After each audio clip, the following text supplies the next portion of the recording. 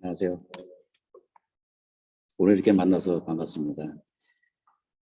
저희 가족이 다음 주면은 약 10년 살았던 이곳 롤락시를 이제 떠나가지고 다른 곳으로 이제 이주하게 됐습니다. 마침 이때 우연인지 우연인지 저희가 이제 말씀 나누기로 제가 하기로 했는데요. 저 또한 이제 언젠가 이 자리에 서가지고 말씀 나누기를 하겠다 생각했지만은 또 막상 목사님께서 또 요청하시고 또 준비를 하고 또 이렇게 이 자리에 쓰니까 많이 떨리고 또 이게 부담되고 좀 걱정이 많이 왔습니다. 그러나 성령님께서 저를 이곳에 세우실 때는 그건 저뿐만 아니라 우리 공동체에 어떤 말씀을 주신 게 아닌가 하는 믿음 가지고 오늘 이 자리에 서서 저의 간증에서 말씀 나누고자 합니다.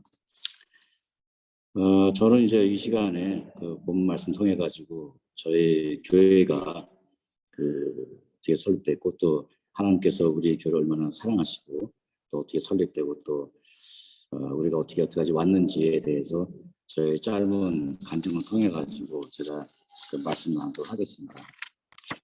말씀 시작하기 전에 우리가 방금 전에 봉독했던 사도행전 1장 7절에서 8절 말씀 제가 다시 한번 봉독하도록 하겠습니다.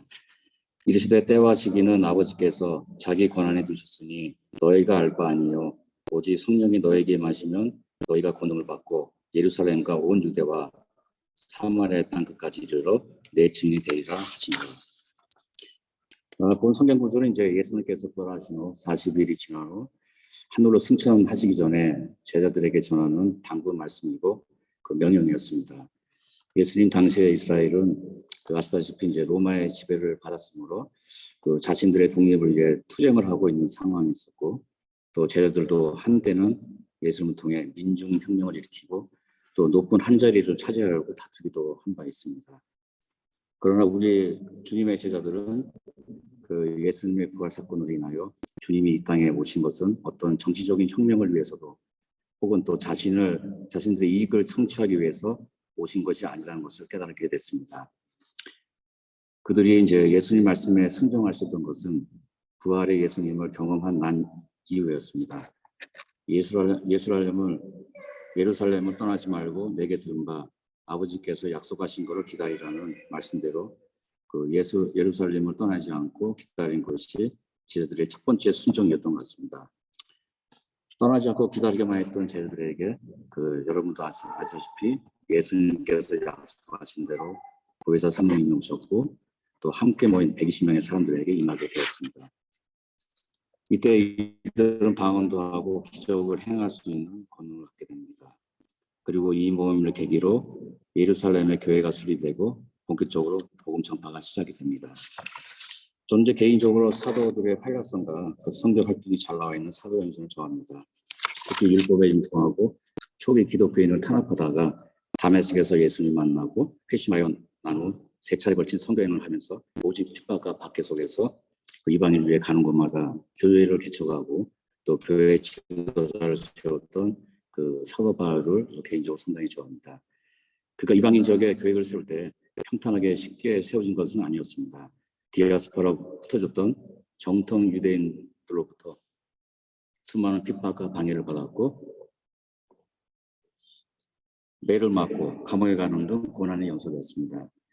근데는 로마에서 순교를 당하는 사도 바울을 볼 때 선교의 길은 정말 믿음과 눈물 없이는 불가능한 일이라고 생각합니다. 저는 이제 1988년 12월에 효성그룹에 입사를 해가지고 작년 12월까지 약 33년의 회사를 다녔습니다. 효성그룹 한의사로 다녔는데요. 그 중에 이제 제가 싱가포르 법인 쪽에 9년 반, 그 다음에 베트남 4년, 그리고 독일에 제가 6년 거주하고 또 집사람이 이제 이용우 집사는 저보다 4년이 더 있기 때문에 10년 정도 독일에 있었습니다. 그러다 보니 제가 회사 생활 33년 중 총 20년을 해외 주재노로서 생활하다 보니까는 아무래도 교회 활동도 한국 내보다는 해외에 좀 많이 하게 되었습니다. 그래서 저는 본토인 이스라엘보다 해외 사역에 힘쓴 사도 바울에 더 많이 끌리지 않았나 그렇게 생각을 좀 하고 있습니다. 우리 해외 교민의 생활 그리고 해외에 있는 한인 교회들 상황이 그 본토인 우리 한국 교회는 많이 다른 걸로 알고 있습니다. 또 저희 회사도 마찬가지로 그 해외 경험이 없는 임원이나 직원들이 해외 그 주재원 생활을 잘 이해 못하고 하는 것처럼 그 한국에 계신 분들은 잘 해외 생활을 잘 이해 못하시다고 저는 개인적으로 생각하고 있습니다.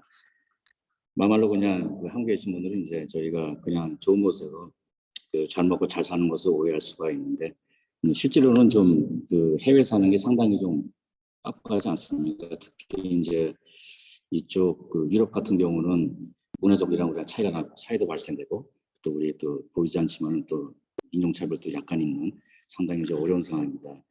그리고 또 경제적으로 또 어려움이 있다면은 좀 더욱더 또 힘든 상황이 되겠죠.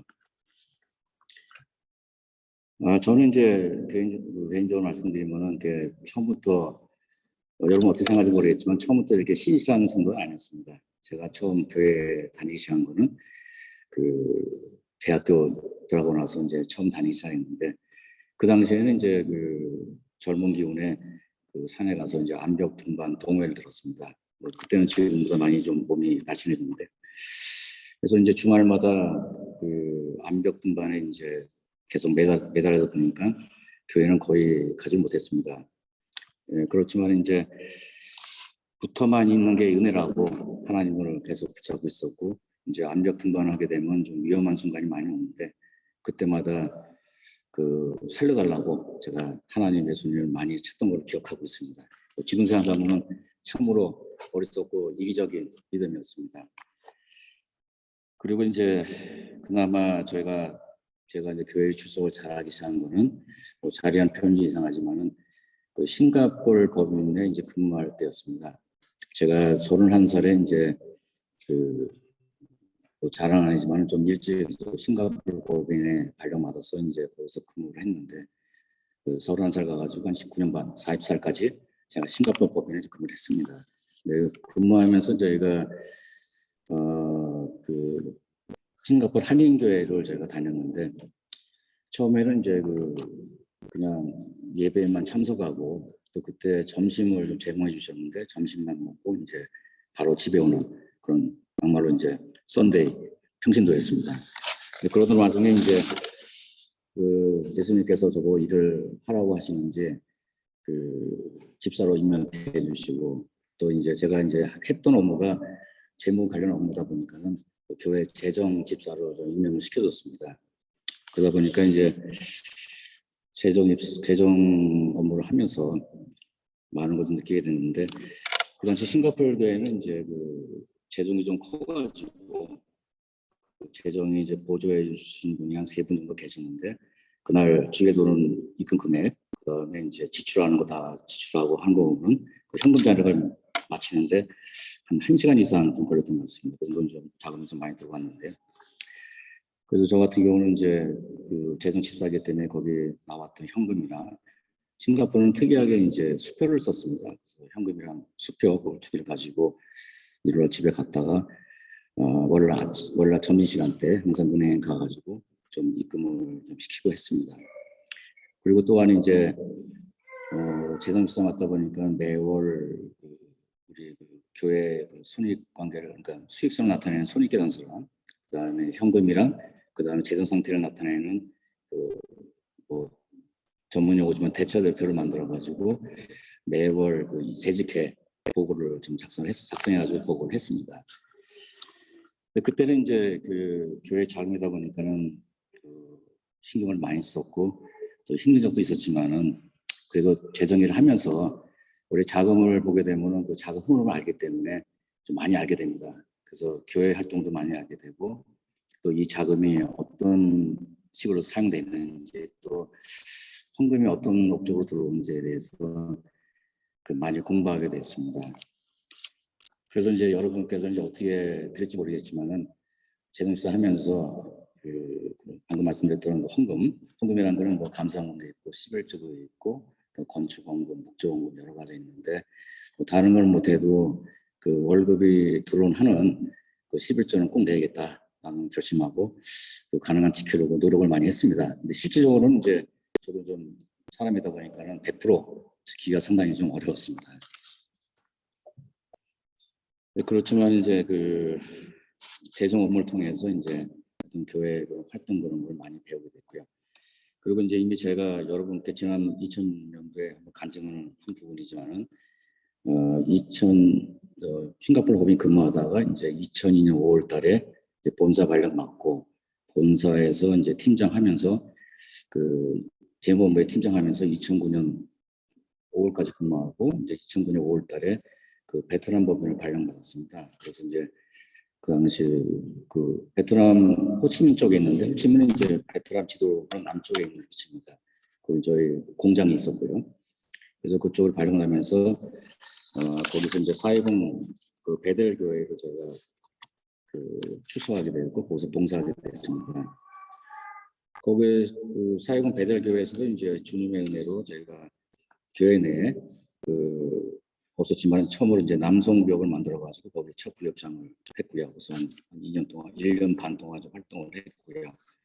그리고 제가 노래를 잘 못합니다. 그렇지만 이제 목사님께서 은혜로 하라 그래가지고 성가대도 쓰기도 했고 그 나중에는 이제 성가 대상까지 하는 영광을 좀 받았습니다.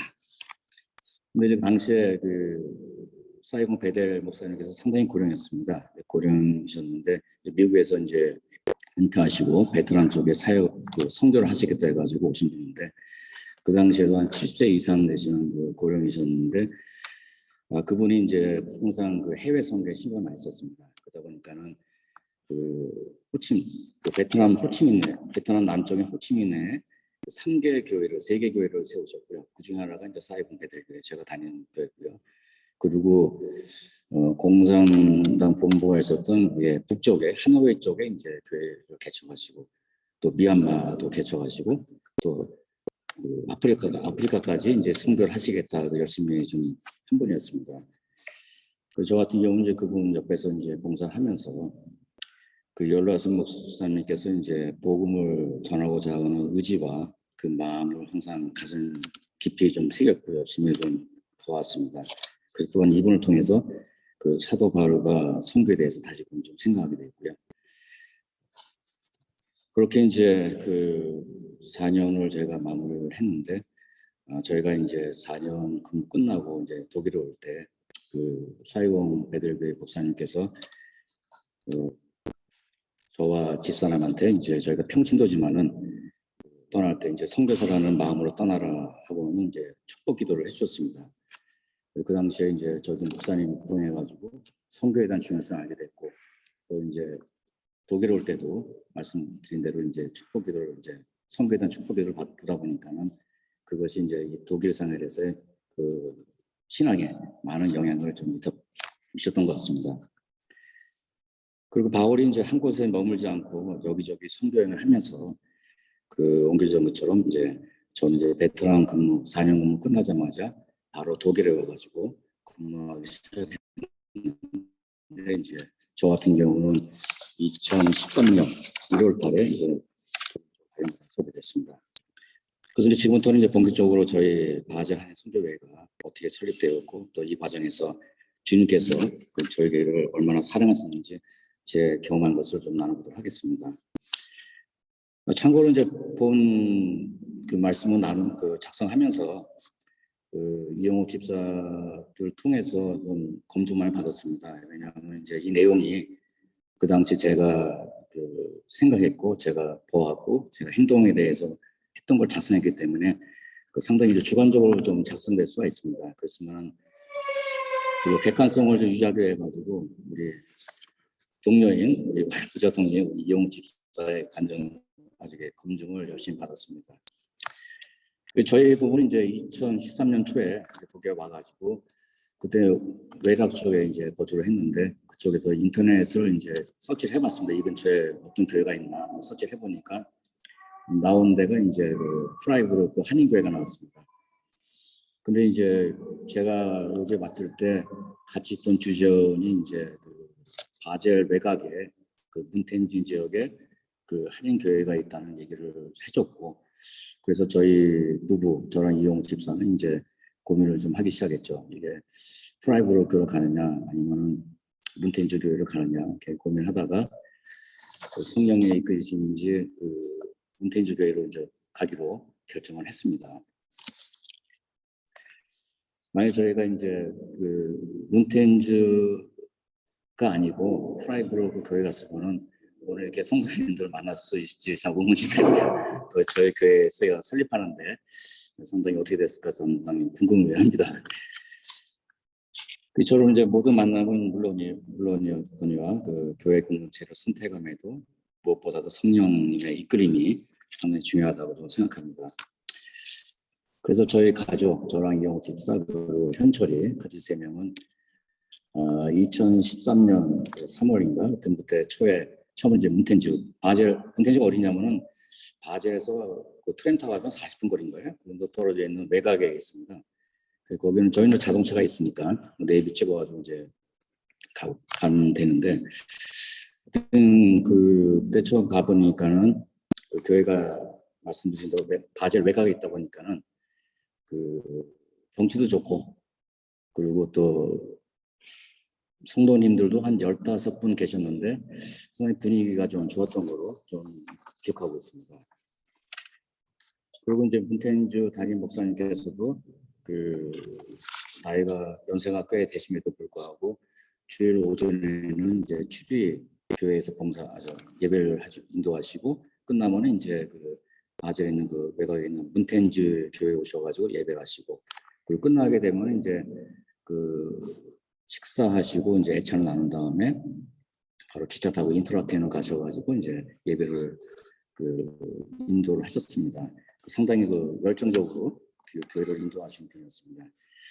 이렇게 저희 가족은 이제 3년 정도 문텐즈 교회 공동체를 이제 쭉 다녔는데 처음에는 잘 몰랐지만은 이제 다니다 보니까는 좀 뭔가 좀 이쪽 바질이나 독일 외곽 쪽에 바질 근처에 있는 독일 쪽의 상황을 보면서 좀 아쉬운 면이 좀 있었습니다. 근데 그게 뭐냐면은 이제 바젤에 사시는 분이 좀 어느 정도 인원이 되셨고 또 이제 바젤 인근에 있는 독일, 외락이나 이 근처, 그다음에 프랑스에 계시는 교민도 좀 계시는 거 알고 있고 또 이제 여행하시는 분이 바젤 많이 오는데 그 지역이 우리가 있던 교회가 이제 문텐즈에 있다 보니까 좀 이분들이 많이 오시는 거에 대해서 저희가 좀 전도를 할까 그런 거 하지 못했는 거 아닌가라는 생각을 들었습니다. 그래서 이제 좀 교회가 외곽에 있지만은 좀 그런 분들을 좀 많이 오시게 하기 위해 가지고 좀 전도를 좀 하자고 저희가 이제 그 목사님께 이제 여러 집사님과 상의를 해가지고 건의를 많이 드렸는데 그게 좀 여의치가 않는 상황이었고요. 목사님 나름대로 어떤 상황이겠지만 저희가 볼 때는 좀 약간 좀 여의치 않은 상황이었고 또 저희 가족이 또 이제 개인적으로 일이 좀 여러 가지 이유로 해가지고 2016년 3월에 이제 부득이하게 저희가 문텐즈 교회를 나오게 됐어요. 나오게 돼가지고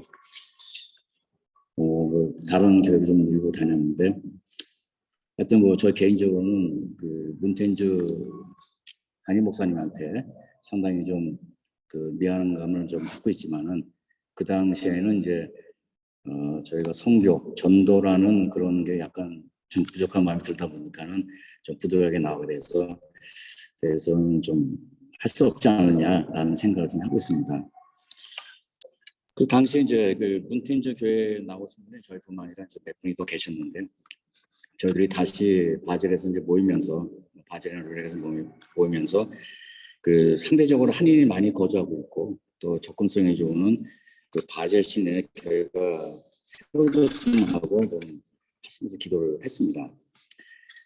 이렇게 이제 뜻이 맞는 이제 몇 집사님과 함께 저희가 바젤 시내 교회를 설립하고 바젤 그리고 이제 인근에 있는 독일 그리고 프랑스 지역에 선교를 한다는 목표를 이제 기도 제목을 정하고 기도하면서 새로운 교회 설립을 좀 추진하게 되었습니다. 우선은 이제 교회가 운영하기 위해서는 교회를 이끄실 목사님이 좀 필요했습니다. 그래서 이게 몇 집사님들이랑 상의한 결과 알아본 결과 그 당시에 이제 바젤에서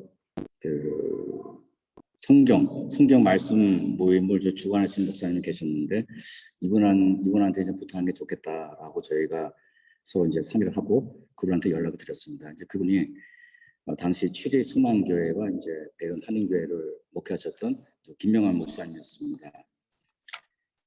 이분은 저희 그 기록에도 나와 있는 그분입니다.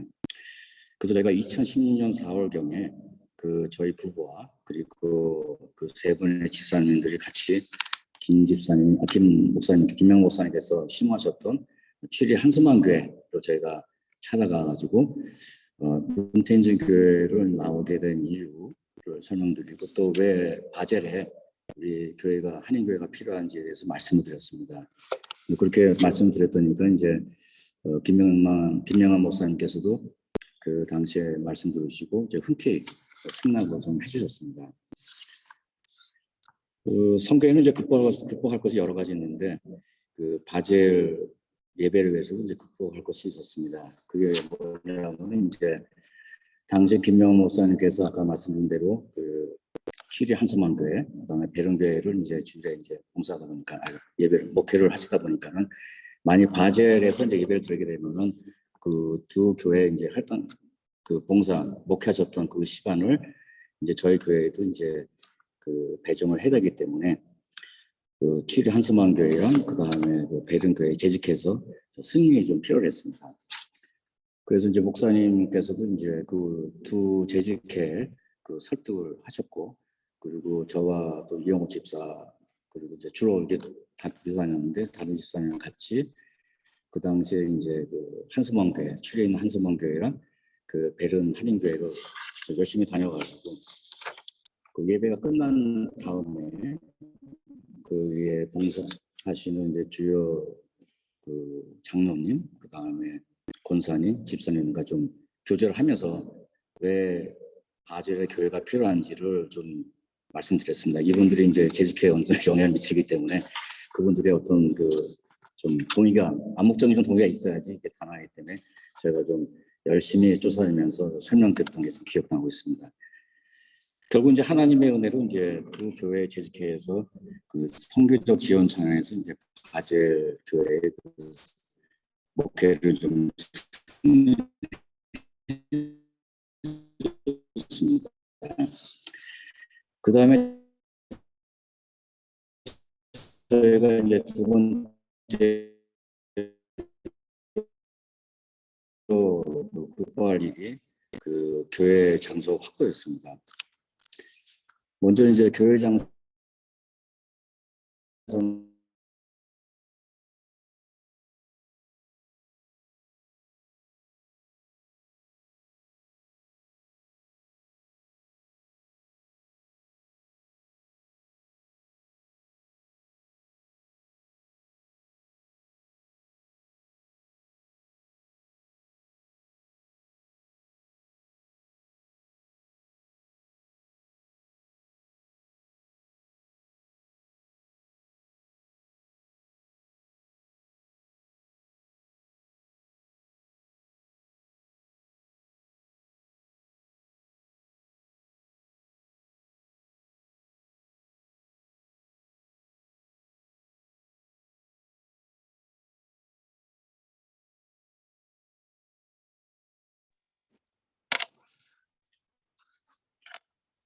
사유를 가지고 이제 저희가 그 작성을 해온 상황입니다. 그다음에 교회 장소가 확보됐는데 이제 그 다음에 오전이 그 예배 시간이었습니다. 당시 이제 김명호 목사님께서는 이제 아까도 계속 말씀드리지만은 주일에는 아침에는 취리 한수만교회, 오후에는 그 베른 한인교회를 목회하시기 때문에 베른 교회가 끝나면은 한 5시 반, 5시 내지 5시 반 되는데 베른부터 이제 바젤까지 차 타고 바로 오시면은 저희 교회 도착 시간이 한 7시, 저녁 7시 정도 됩니다. 그러다 보니까는 목회 시작이 이제 7시부터 시작할 수밖에 없는 상황인데 이제 항상 교회는 이제 또 우리의 교제 시간이 필요하기 때문에 그 교제랑 이제 식사 시간은 좀 그 전에 오후 6시부터 시작하고 예배는 이제 7시부터 시작하는 걸로 저희가 이제 결정하고 이렇게 진행을 좀 했습니다. 사실 이렇게 이제 저녁에 예배에 들을 경우 교인들이 이제 많이 참석할 수 있는지는 저 개인적으로는 좀 걱정을 많이 했습니다. 그렇지만 이제 마침내 그 하나님의 은혜로 2016년 5월 29일 날에 미션 스타스 21 지하 예배상에서 저희가 첫 예배를 드리게 됐습니다. 이것이 저희 실질적인 교회 창립이기도 합니다. 당시에 이제 창립을 했지만은 형태는 이제 그 기도 모임으로서 저희가 첫 예배를 드릴 수 있었습니다. 그 지하 예배실에 가보신 분은 알겠지만은 원래가 기도실이기 때문에 상당히 좀 작습니다. 그러다 보니까는 제가 그 저녁 늦게 예배 드리기로 해서 제가 당시에 좀 일찍 가가지고 이제 자리 배치를 하면서 그 많이 오실 수 있을까 상당히 걱정을 했습니다. 교회를 하겠다고 이제 해가지고 말씀 많이 나눴는데 여러 가지 이유를 해가지고 과연 몇 분이나 오실까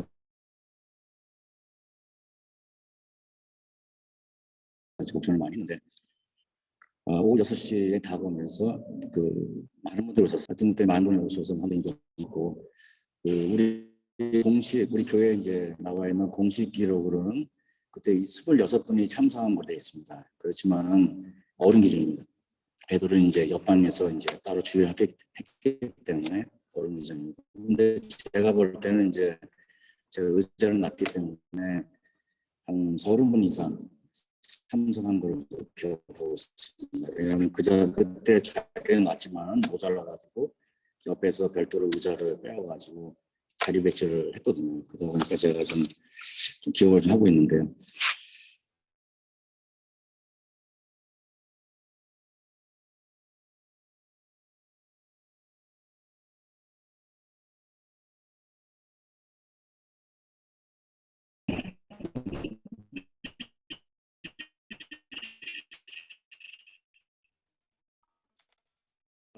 하여튼 뭐 도움을 많이 주신 분한테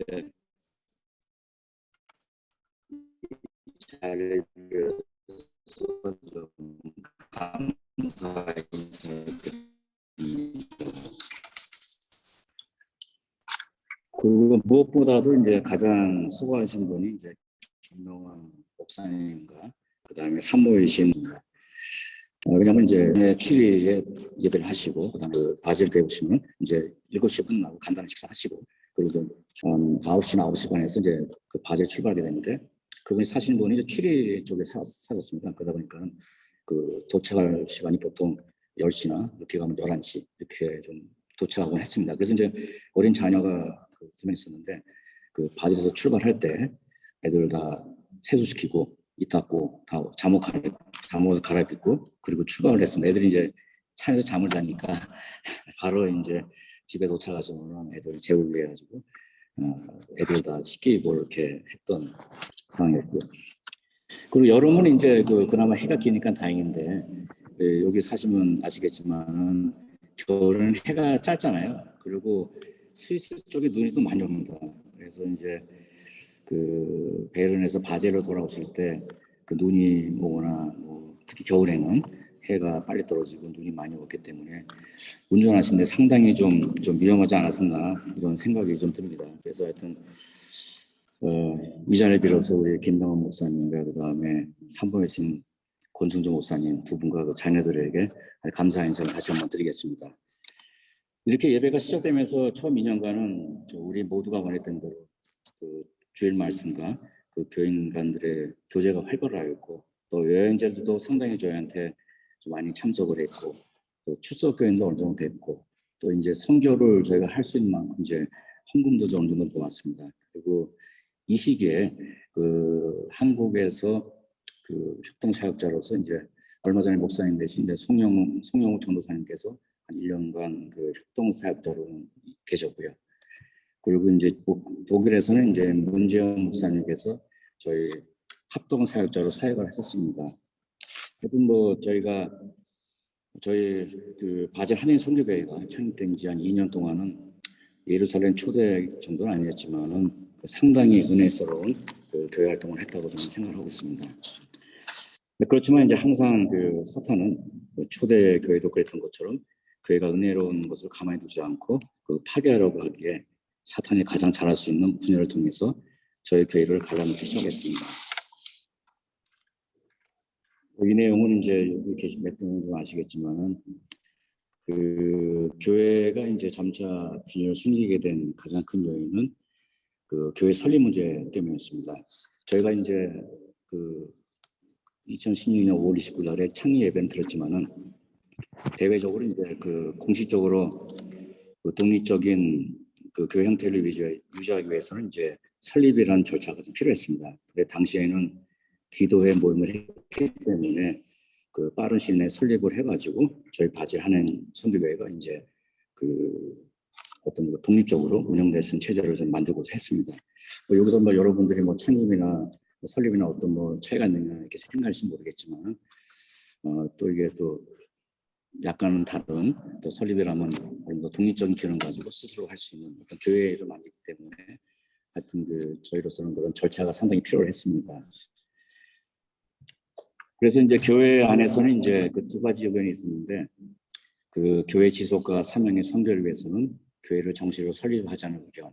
그게 이제 저와 그 이용호 집사 그 몇몇 분들이 계셨고 또 다른 몇몇 분들은 이제 다른 의견은 이제 그 공식적인 교회 설립하게 되면은 그 교회 유지에 대한 그 책임감이라든지 부담감이 있기 때문에 그 좀 현재와 같은 형태로 예배를 유지하자는 의견이었습니다. 근데 두 가지 의견은 좀 상당히 팽팽했습니다. 그게 초반부터 나왔지만은 한 2년 동안은 이제 그 어떤 그 표면에 안 나타나고 그 표면 내에서 어떤 논의했던 상황이었습니다. 그렇지만 이제 그 2년이 어느 정도 경과된 이제 2018년 초에 이제 분출이 되기 시작했는데 이걸로 인해서 이제 교회가 아예 그 없어지게 되는 위기까지 되었습니다.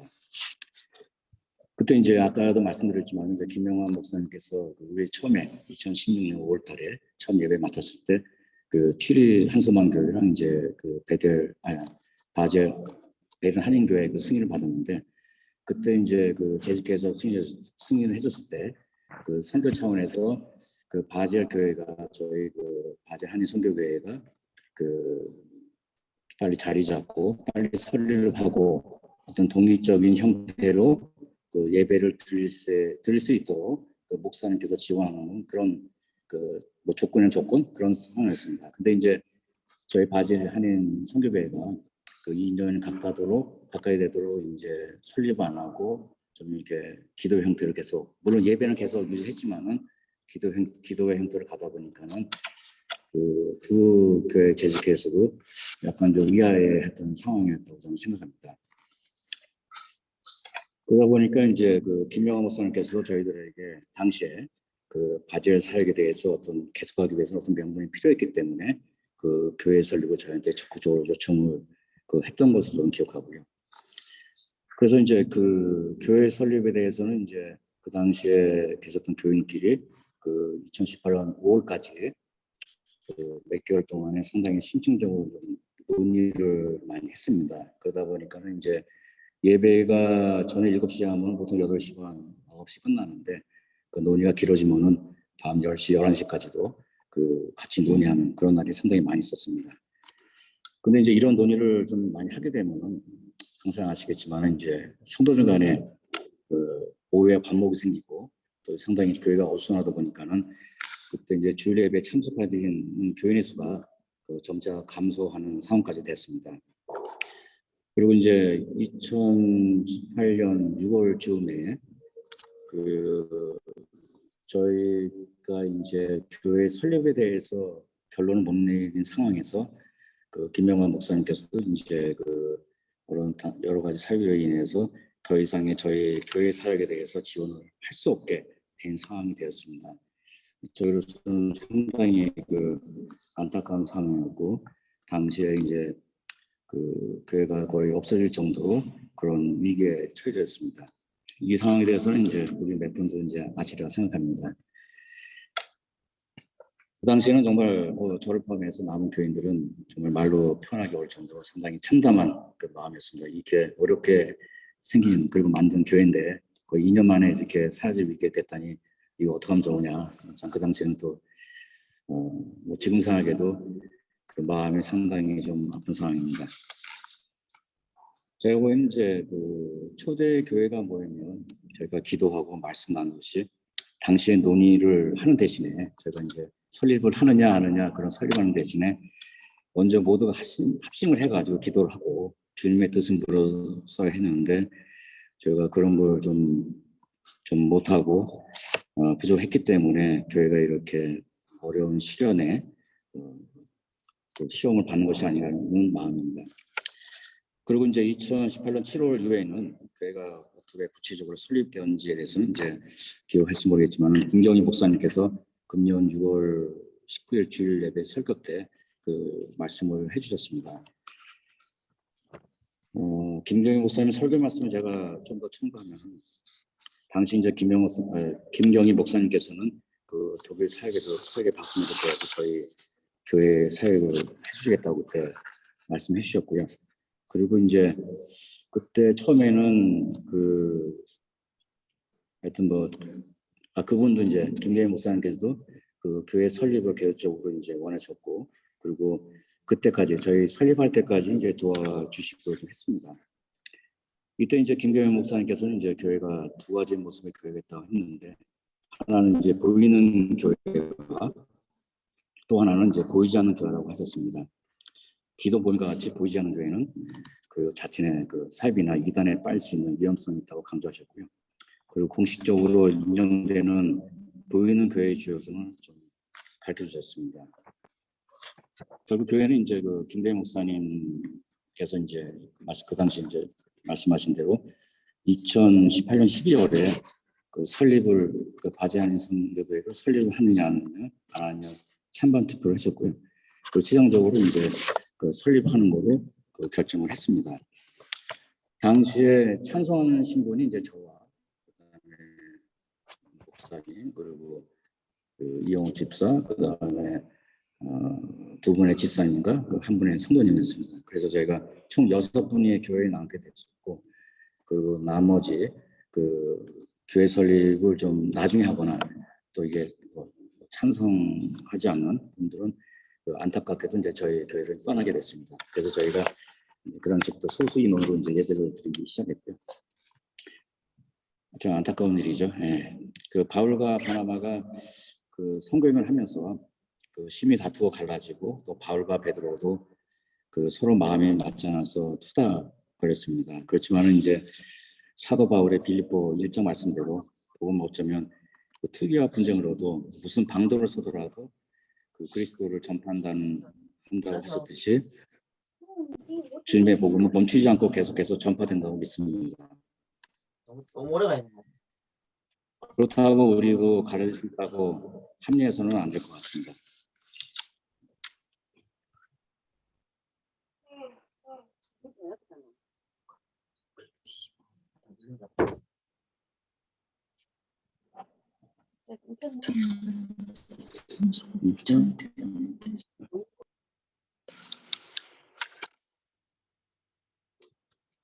그리고 이제 바울과 바나바가 지난주에 목사님께서 설교 말씀하셨지만은 비록 싸우셨지만은 그것은 이제 복음의 진보리가 헤어짐이었다는 거, 결코 그 감정적으로 골이 깊어가지고 다시는 서로 안 보겠다는 그 결발을 한 것은 아니었다는 사실입니다. 오직 복음을 위해서 서로 다른 길이 있으니 각자 자신을 맞는 선택을 하고 결정하는 것을 보입니다. 저는 바라본데 이제 그 당시에 그 우리가 설립할 때 그 당시에 결정할 때 그 당시 저희 주장과 그 다음에 그 관점이 맞지 않아서 우리 교회를 떠나신 분들도 그 그리스도를 믿는 마음은 저희랑 똑같다고 생각합니다. 그렇기 때문에 언젠가는 또 우리가 다시 모여서 또 우리 예배를 같이 본 날이 있을지 않을까 이렇게 믿고 있습니다. 그리고 당시에 이제 김병희 목사님께서는 이제 저희가 어려울 당시에 오늘 봉독하셨던 에스겔 37장 1절에서 10절 말씀에 나온 것처럼 그 마른 뼈들이 살아나는 구절을 여러 번 말씀하셨고, 그 우리 교회도 다시 살아날 수 있다는 말씀을 많이 하셨습니다.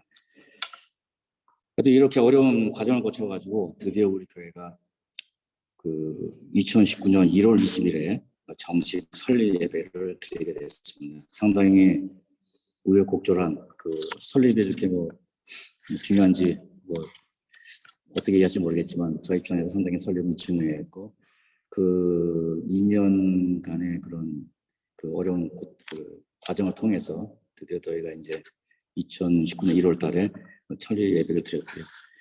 하여튼 그 당시에 저도 이제 그때 제가 대표기도를 했지만 준비하면서 상당히 눈물을 많이 흘렸던 걸로 좀 기억하고 있습니다. 또한 이제 하나님께서 또 우리 교회를 얼마나 사랑했으면 2020년부터 시작된 코로나 시대에 더욱더 그렇습니다. 저희가 김경희 목사님께서 말씀하셨지만 줌 예배로 저희가 예배를 거의 빠지지 않고 이어졌고, 또 이렇게 많은 믿음의 성도님들 많이 보내주셨고, 또 보다 나은 예배를 위해서 작년 5월부터 이 교회를 저희가 사용하고 있습니다. 전에 사용했던 미션 21 지하 예배당, 거기를 가보신 분은 알겠지만 그 지하에 있고 기도실이기 때문에 그 많은 분이 코로나 시대에 많은 분이 예배를 볼 수가 없습니다. 5분, 6분 못 본 상황인데 저희한테 이렇게 좋은 또 교회를 주셔가지고 모든 분이 나와서 이렇게 예배를 드릴 수 있게 좀 해주신 거는 주님의 사랑이 아니면은 도저히 불가능. 그 바울의 그 서신서를 보게 되면 그 서신 맨 마지막에 그 바울은 그와 함께 동역했던 동역자의 이름과 그 도움자들 이름을 잊지 말라고 기록했습니다. 왜냐하면 이들야말로 초대교회뿐만 아니라 지금까지 교회에 세워지는데 토대가 되었기 때문입니다. 살아있는 교회 산증이라는 것이죠. 제가 오늘 말씀이 어쩌면은 좀 듣기에는 좀 장황하고 좀 무슨 얘기인가 이렇게 말씀드리겠지만, 저 개인적인 입장에서는 이제 저의 교회를 사랑하시고 인도하시는 건 오직 주님이라는 거, 그 말씀을 좀 해드리고 싶은 거고요. 그리고 그걸 좀 같이 지루하시겠지만 같이 공유를 하기 위해서 제가 오늘 말씀 나누고 좀 하고 있습니다. 교회를 이제 그리스도의 피값으로 사신문배를 할 정도로 사랑하시는 주님을 우리 역시도 사랑해야 하고, 그 앞에도 그랬지만 사탄의 손에 저희 교회가 파괴되지 않도록 제가 또 늘 조심하고 또 조심하며 기도와 말씀으로 굳게 앞장섰으면 합니다. 제 말씀을 좀 맺어주도록 하겠습니다. 바울이 한 곳에 오래 머물지 않은 것처럼, 그리고 주님의 말씀대로 여러 선교지를 가는 것처럼 저와 이용호 집사, 저희 부부도 이제 앞으로 이제 어떻게 될지 잘 모르겠습니다. 이번에 이제 저희 둘째 현철이가 프라이브로크 대학에 가서 거기서 자리 잡을 때까지 저와 이용호 집사는 이제 프라이브로크 외곽에 있는 조그만 집에서 잠시 지낼 예정입니다. 부부를 어떻게 사용할지 모르겠지만 사도 바울처럼 준비된 자로서 저희가 하나님 성도나 하나님의 일을 위해서 사용을 했으면 하는 것이 저희 기도 제목입니다. 그리고 혹시 저희 부부가 독일 이곳을 이제 완전히 떠나더라도 여러분들이 이제 우리 바질 한인 선교를 위해서 더욱 사랑하고 아끼고 또 이끌어 주셔가지고 저희의 목표인 이 지역 선교를 위해서 계속 힘써주시면 감사하겠습니다. 그리고 제가 이렇게 말씀드렸지만 이건 과거의 상황이고요. 앞으로 2022년 지금부터 여기 계신 분들이 교회 산 증인으로서 새로운 역사를 써주셔서 나중에 몇 년이 지나가지고 어떤 그런 교회 발전을 위해 가지고 간증의 말씀을 해주시는 분들이 해주시면 감사하겠습니다. 하여튼 저희 부부가 어디 있던 간에 하여튼 비록 주님을 같이 하고 또 하나님을 같이 하게 되면 마음은 항상 같은 곳에 있다고 생각합니다. 그리고 저희 부부가 비록 이곳을 언제인지 모르겠지만 떠나더라도 저희 부부는 이제 바질 한인 선교를 위해서 열심히 기도하고 하여튼 잊지 않도록 하겠습니다. 감사합니다. 기도드리겠습니다. 사랑하는 하나님 아버지, 감사합니다. 오늘 귀한 시간을 주셔서 저희 입술을 통하여 살아있는 증인으로서 당신이 사랑하는 저희 바질 한인 선교회의 역사에 대해서 나누게 하였습니다. 저희 교회가 주님 사명인 독일, 스위스, 프랑스 지역의 복음 전파에 힘을 쓰고 선교의 도구가 되는 교회가 될 수 있도록 도와주시옵소서. 이 모든 말씀 우리 그리스도 이름으로 기도드립니다. 아멘.